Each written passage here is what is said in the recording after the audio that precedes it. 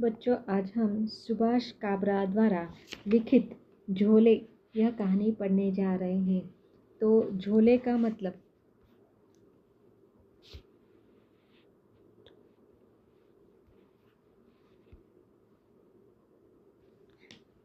हमें क्या लेना है, यह हम कथासार में देख रहे हैं।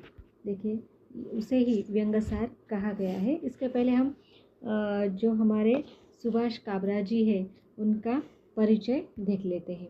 सुभाष काबरा एक हास्य कवि, साहित्यकार और मंच संचालक है। उनका जन्म अकोला, महाराष्ट्र में सन 1955 में हुआ था। स्नातक की शिक्षा उन्होंने LRT college of commerce Akola में पूरी करने के बाद वे बम्बई में कई टेलीविज़न शोज़, रेडियो कार्यक्रम और कवि सम्मेलनों का सफल संचालन करते आए थे। और उनकी काफ़ी सारी किताबें जो है वह प्रकाशित हुई है और उन्हें उनका सम्मान भी प्राप्त हुआ है। तो उनका ये जो झोले, यह व्यंग्य कहानी है या एक तरह से रचना है। इस रचना में क्या है, इसका सार हम देखते हैं। देखिए, प्रस्तुत व्यंग्य में सुभाष काबरा ने 50 के पार के आम इंसान की पीड़ा को व्यक्त किया है।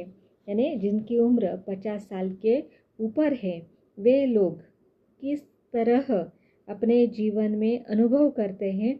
और परिवार में देखिए, पत्नी से सहयोग तथा साथ की कामना करने वाला अधेड़ इस उम्र में अपने ही घर में अपनी पसंद के खाने तक को तरस जाता है।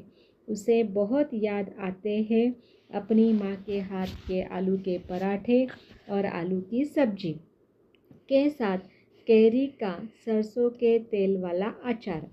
लेकिन करें कभी अभी तक यादों से ही पेट भर देने वाले किसी चमत्कार का आविष्कार हुआ ही नहीं।